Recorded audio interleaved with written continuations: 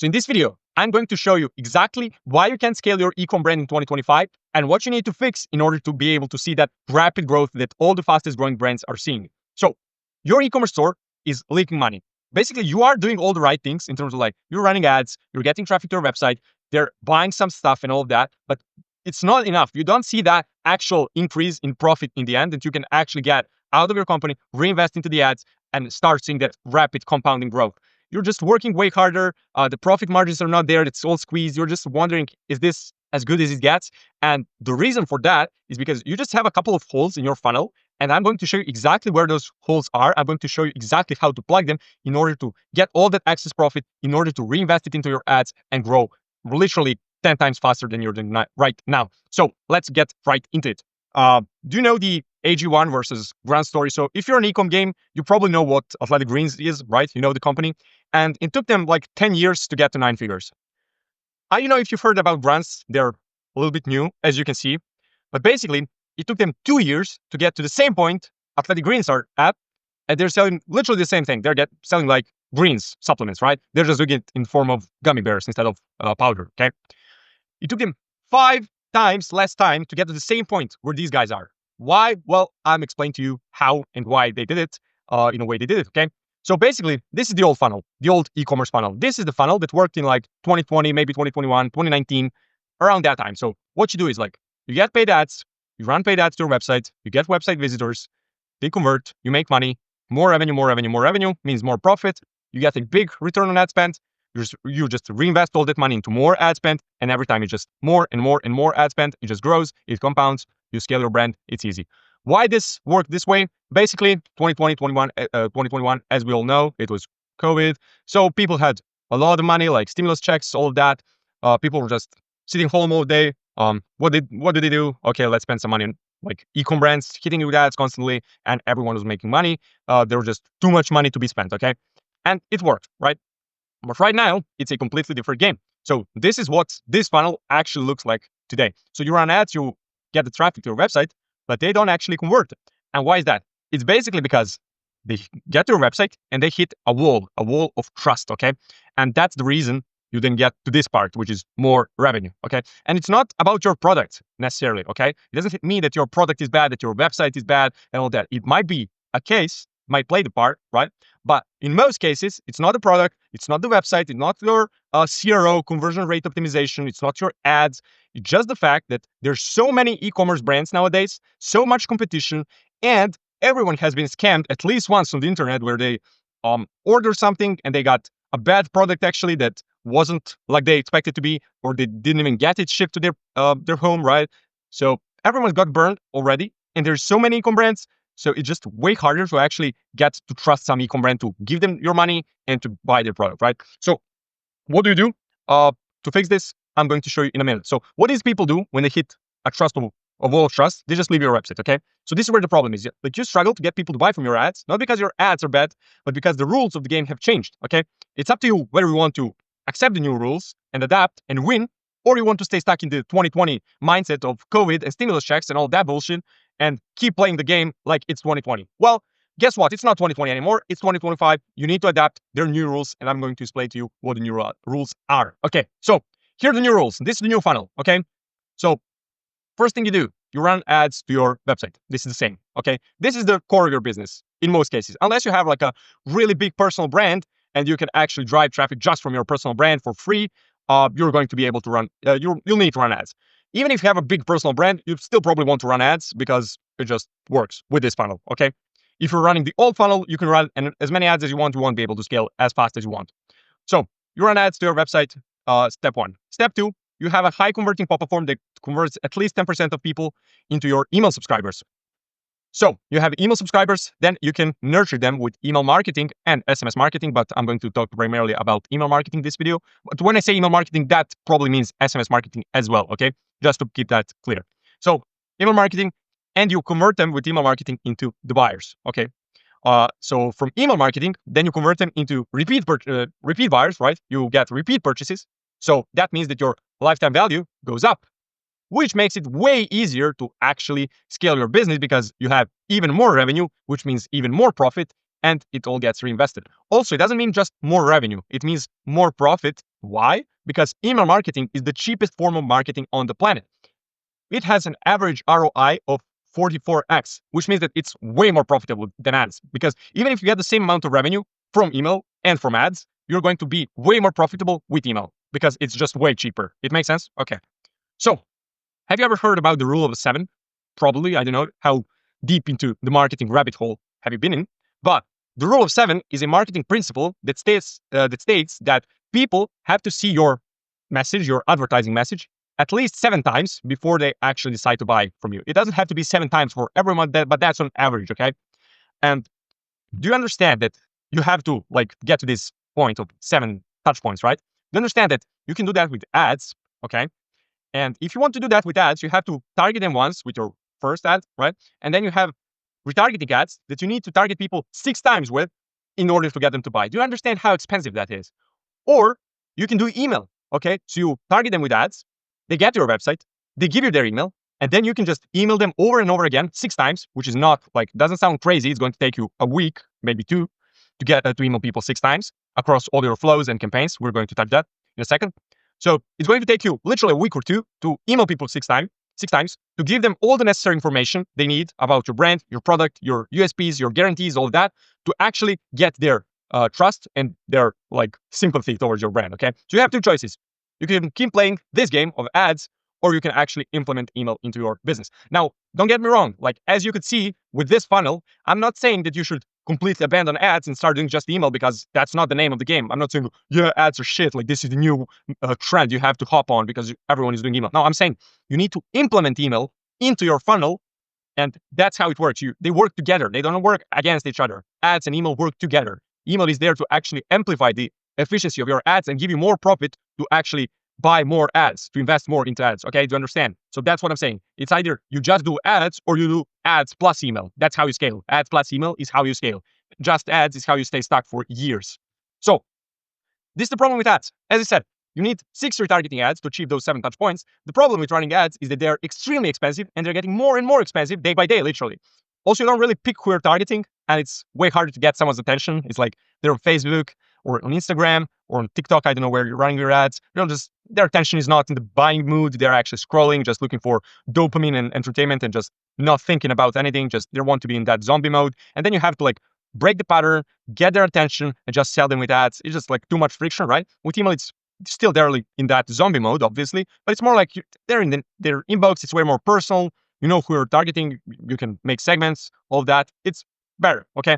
Now, as you can see, this is the table that shows the actual ad cost. So let's scroll down, okay? January 2023, $6.21 is your CPM. January 2025, $8.27 is your CPM. That's $2 difference. That's huge. That is huge, literally. This thing here could make or break your business, because literally some businesses have gone out of business just because of these ad costs, because they didn't actually have an optimized funnel for growing an e-com brand. So let's look at December 2022, 7.41, because Christmas, all that, Q4, you know the drill. December 2024, almost $11. This is a huge difference. This is if you did not adapt since 2022, 2023, you're probably dead by now, okay? Or you're running on extremely thin margins. So the importance of email marketing. So do you agree that 90% e-com brands are running ads? You probably agree. Of those e-com brands that aren't running ads are probably just relying on their personal brands and stuff like that. So most e-com brands, probably even more than 90%, if they actually want to scale and even survive, even sell anything, they need to be running ads. Do you agree with that? You probably agree. So what separates the successful ones from the unsuccessful ones? So if we're reasoning from the first principles without going into too much philosophy, let's just dumb it down. It's just the amount of money they make, especially profit. So if you're basically the successful e-com brand is going to be making more profit, more revenue, and more profit than the unsuccessful one. Is that true? Do you agree with that? You probably agree. Okay. So we agree that your goal should be to get as much profit as possible so you can reinvest it into your marketing, mainly ads, to grow even faster. If your goal is to actually grow a e-com brand. If that's not your goal, and if you want to do gardening for the rest of your life, I don't know how you end up on this channel, on this video, but fine. So if your goal is to grow a e-com brand as fast as possible, then your goal should be to get as much profit as possible and then be able to reinvest it into ads and do that profitably, okay? So if everyone is doing the same thing, running ads, with the same goal in mind, getting as much profit as possible, why isn't everyone a 10-figure brand? That's a question, okay? It's a pretty valid question, as you can probably agree, because the most successful brands have a slightly different funnel to yours. But that funnel makes all the difference, okay? They're utilizing email marketing in the backend since it's the cheapest form of advertising with an average ROI of 44x. Isn't that crazy? That all these brands have just a slight difference. They're just trying to implement email marketing in their customer journey in the backend, and they get all the difference. That's what separates like 6 or 7-figure brands from 10-figure brands. And it's also a form of marketing that builds trust and gets even the most skeptical people to convert. So basically, with email marketing, you just hit them over and over and over again with email. You're providing value, building trust. And at some point, people are going to buy because they've seen you like 20 times in their inbox over the past 2 months or a month. You provided so much value, so much interesting content, so much information, so much education, and they're just bound to buy, okay? In order to get a sale, you need to get people to know, like, and trust you, and you need to do it in the cheapest possible way. This is really important. You can get people to know, like, and trust you with ads, but it's not going to be cheap at all. You're probably going to be losing money in that, okay? So you need to do it in the cheapest way possible, and that's email. The solution, as I said, to both of these goals is email marketing. So, as we already talked about countless times, but I want to reinforce this into your brain. I want to ingrain it in your brain. Email is the cheapest form of marketing on the planet. Average ROI, 44x. That means that for every $1 I give you, you give me 44 out. Or for every $1 you invest into email marketing, it gives you $44 back. If I had that button to press, I wouldn't sleep. I would be pressing it like, I don't know what I would do. I'd hire people to press it for me. Like, I'd hire 1,000 people to press it for me. I'd become a billionaire in fucking a month. So that sounds like a pretty cool deal to me. And it's way more personal since you're not some random company in their Facebook anymore. You're in their inbox. And if you do SMS, you're in their text messages, which that's probably reserved for their friends only. And you're a company in there. So this makes it like way easier to build trust and to get people to know, like, and trust you and convert them into a customer. So it also has a compounding effect. So if you ask me, the thing that makes email marketing so beautiful is that compounding effect. So basically, the longer you're running, it gets better. The better it gets, the longer you're running. Your list grows, so you have more people to send emails to. That's a factor number one. You also run A/B tests, so you know what works better, so you know how to optimize your email marketing. You build out all the flows you need and add more emails to them. So maybe the first month you start with 4 emails in your welcome flow, and then you slowly, as your list grows and your revenue grows, you maybe add some more emails to get to like 8, maybe even 10 flows. As your brand gets bigger, you add new flows like espresso shot flow, stuff like that. Abandon click, like all the fancy flows that are not like the 8 core flows. We're going to talk about them in this video. You also establish the sending frequency that works the best for your brand. So maybe it's 2 times a week at the beginning. You slowly build it up 3, 4, 5, 6 times a week as your brand grows. Probably for your brand, for many brands, 2 to 4 times a week is going to be the sweet spot. Probably like 3 to 4 times a week. But we're going to talk about that as well. Basically, the sooner you start, it's better. Okay, so you can see email revenue if you start now. So basically, it starts here, a little bit better, 2% better, 5% better, 2% better, 5% better, 10% better. Slowly but surely, over 12 months, you can see the difference. It's a big difference. This is more than half. This is like more than 2x growth in email revenue, right? And that probably means even more than 2x growth in your actual store revenue, right? And this is if you start now. If you start now, if you wait actually 12 months, it's going to look like this. It's like you're not going to get all of this revenue. It's not even about just the difference, right? It's not about this and this. It's also about all of this revenue that you would have accumulated over those 12 months, right? Even if it stayed the same, you would be getting, like, let's say it still stayed the same. Let's say this is 40,000, this is 100,000. Even if it was 40,000 the entire time, you would have accumulated $500,000 over that year. And that's an extra 500K, or let's say your profit margin is like 40%. That's an extra 200K that you could have invested into your ads. And then naturally, this number would have grown. But let's say, even if it didn't, this is what would have happened. But here you're just getting those 50K, 40K. That's nothing, right? That's a waste of time. Wasted 12 months not doing this. It costs you so much. So the step number 1 to implement email marketing in your business is to have a pop-up form. And specifically, you need to aim for those high converting pop-up forms. If you have just a pop-up form just to have it in place, like, you're not going to do well. You're not going to achieve this, okay? You're going to achieve this, maybe even less than that, because it makes sense. Let me explain to you. Pop-up form, first of all, the reason we're implementing pop-up form as a step 1 is because that's the oxygen of your email marketing. If you don't have people on your list to email, I don't know how you expect to actually make money from it, because you need to send emails to some people. So we got that out of the way. So basically, you need a pop-up form. But if you have a pop-up form, like any pop-up form that converts 1% or 2% of people, you're just burning money. It costs you way more than actually setting it up properly. Industry average pop-up form opt-in rate is 4%. We're aiming for 10% or more here. At least 8%, but 10% or more is like ideal. That's what you're aiming for. So we're aiming for like double or maybe even triple that. So how are we going to achieve that? Basically, the new trend in 2025, and I believe it will be a trend in 2026 as well, are quiz style pop-ups. So also another thing that seems to be working really well is a mystery discount. So make sure you test that out as well. But let me show you. So as you can see, Nike uses this. So it's not some random brand that I'm thinking, yeah, they use this. This is really good. Nike. Do you know who Nike is? Nike is using this style of pop-up form. So if they're doing it, you should probably do it too. Okay. So this is what it looks like. Basically, as you can see, unlock early access. So this is their offer. This offer is probably weak, but this works for their business, and this is probably a specific funnel they were running here. But for your business, it's probably going to be like unlock 10% off, unlock 15% off, unlock a mystery discount, stuff like that. Okay. So to claim, let us know what are you shopping for today. So you have 4 options here: building my home gym, apparel and hats, dumbbells and plates, and equipping my facility. So what they're asking you here to do is specify what you're shopping for, as you can see. Now, the reason they're doing that is not just to get you to actually tell them what you're shopping for in order to send you personalized content. That's one part of it, okay? But the other part is actually the fact that this style of pop-up form works really well because it makes the customer actually kind of work for the pop-up, for the discount, without actually working. Like the only work you have to do is read this, which is like 10 words, click the actual button, and then you're at the point where you can enter your email address. So it makes the customer feel like they actually worked for it and they deserve it. They got it as a prize. You understand?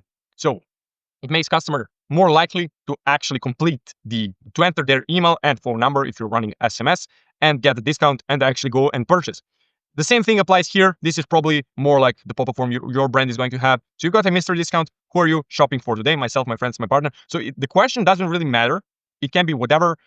Obviously, you can't, if you're selling like, I don't know, gym apparel, you're not going to ask people who their favorite politician from 1900s is. Obviously, like it has to be something related to your brand, but it can be as like generic as this thing, okay? It's not a problem at all. The goal is just to get them to engage with your pop-up form in order to actually enter their email, convert, and then get them to buy. Step number 2, fix your welcome flow. So when someone enters your list through a pop-up form, the first thing they come in contact with is your welcome flow. So your welcome flow is your chance to leave a good first impression about your brand's email marketing and your brand in general. And do you know how important the first impression is actually, and how quickly it gets in someone's mind? Like when they see you, it's like 4 seconds or 7 seconds or something like that to form an opinion about you.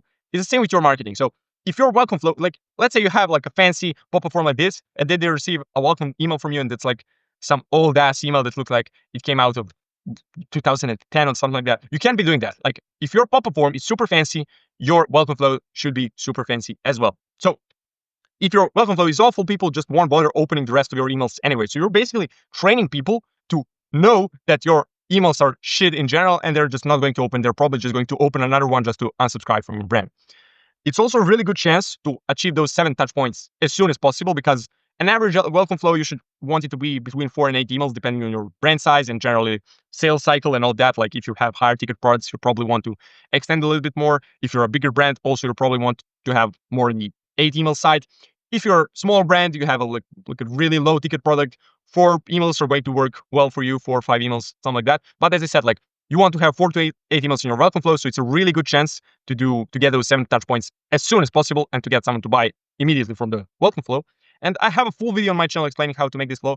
But in a nutshell, deliver the discount in the first email. This is really important. Don't delay that.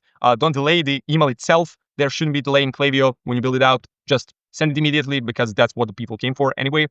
Put the code and the button above the fold. What that means is that when I open an email on my phone, I want to be able to see the button and the discount code itself without scrolling the email, okay? So I open the email on my phone, boom, here's the button, here's the discount code, immediately I can shop right now.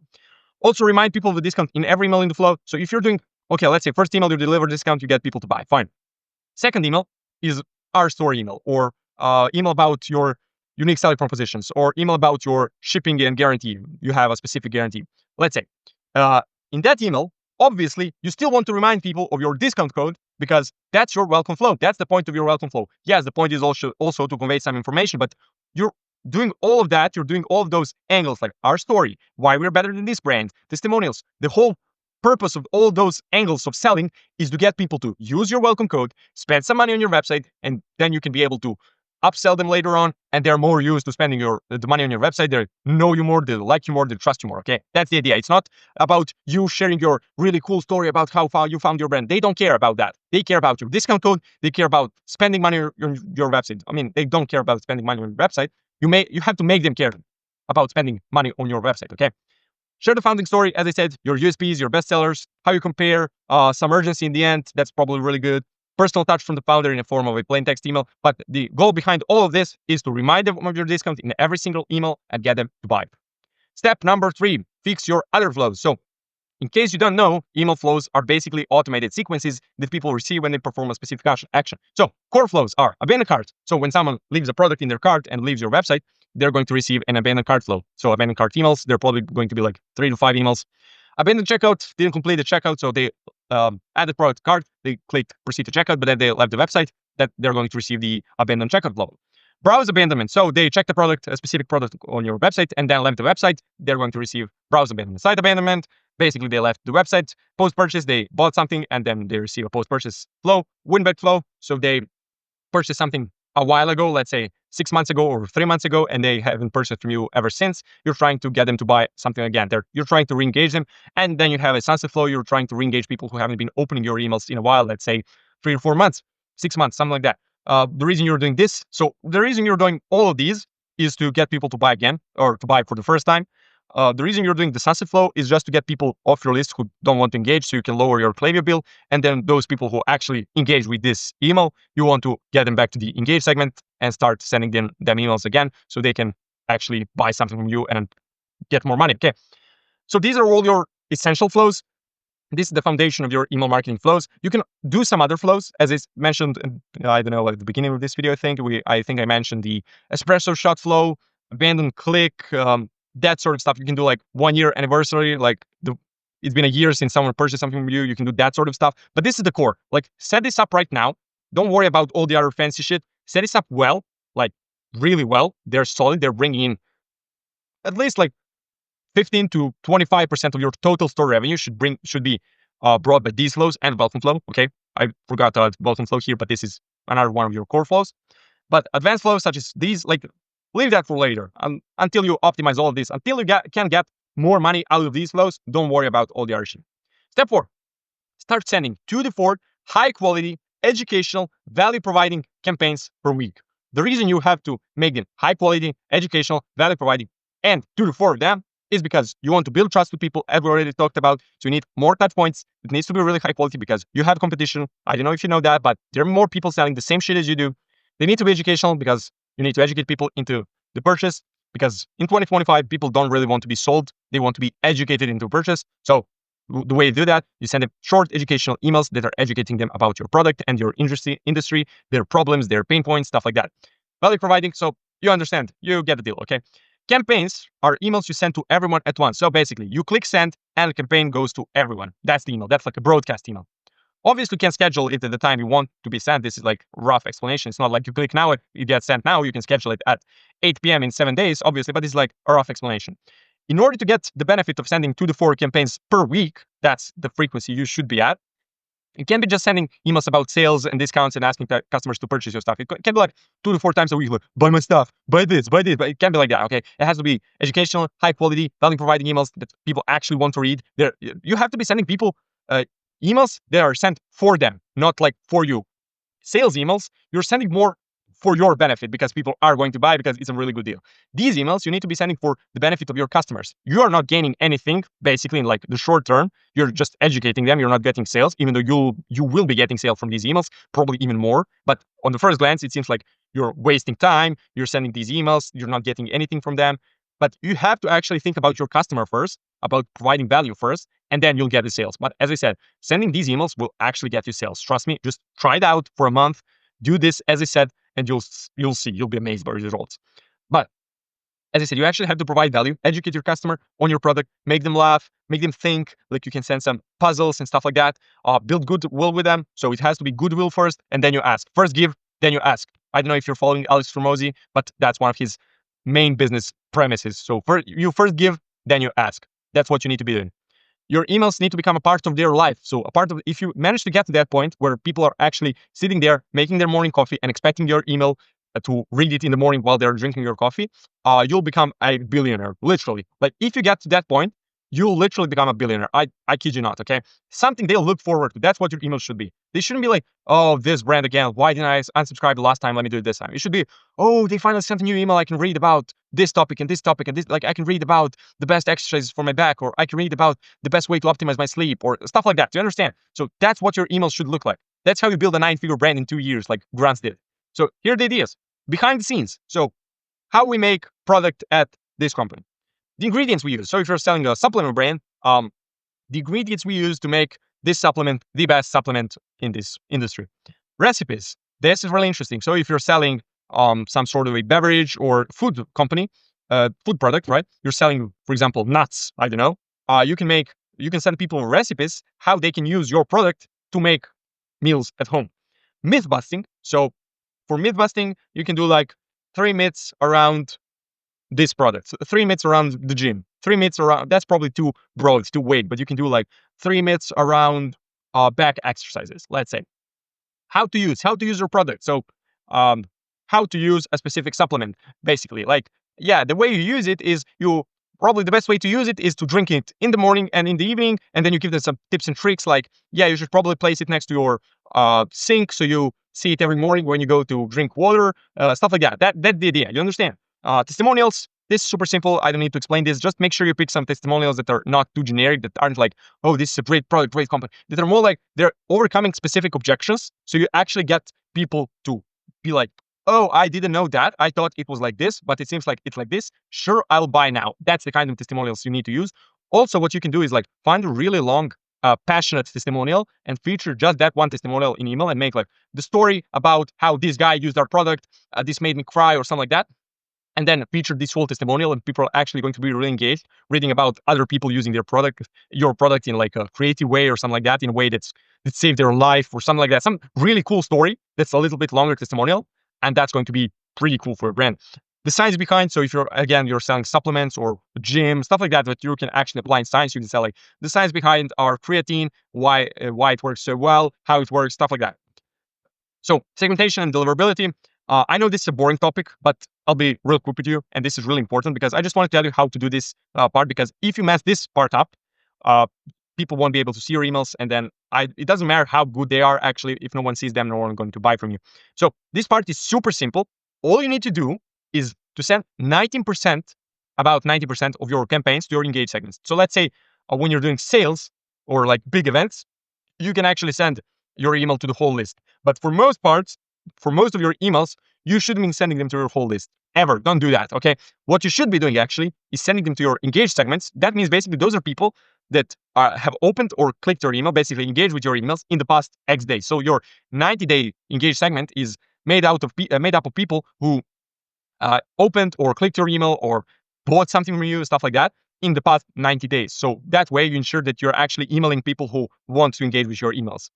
The way you do that is you probably start with a smaller segment. You start with 30-day engaged or even 14-day engaged, and you slowly build it up. So you start with 30-day engaged. You send to those people. Let's say you get 40, but let's say to be safe, 50% open rate on 3 consecutive campaigns in a row. You can then broaden the segment to like 60-day engaged, and then you get again 3 campaigns in a row, 50% open rate or more. You can then broaden it to 90-day engaged. And then for some brands, you can probably do 120, 180 in some cases. But at 90-day engaged, you're good. You're good at that point. No need to actually go broader. Already, I mean, in case you really have unengaged list because you just started implementing this tactic, you could then go broader just to re-engage some people and then come back to 90-day engaged. But as I said, 90-day engaged is going to be your sweet spot. So that's it for this video. If you want to start taking your email marketing seriously, first link in the description is my free e-commerce email marketing guide that's going to teach you a bunch of stuff. So I really advise you go and check that out. Second link in the description, you can book a call with me. So I'll perform a full Klaviyo account audit completely for free. So I'm going to tell you what you're doing good, what you're doing bad. I'm going to tell you where the big improvements are. So I'm going to basically outline the whole strategy and whole roadmap for you to get to those 40 to 50, maybe even 60% of revenue coming from email marketing, so you can finally start reinvesting in your business and growing rapidly. And if you see we're actually a good fit, you can delegate all of that stuff to me and my team, and we can actually scale your brand to, like, we can scale the shit out of your brand if we actually start working together on implementing email marketing and SMS into your brand. So that's it for this video. Thanks for watching. I'll see you in the next one. Bye.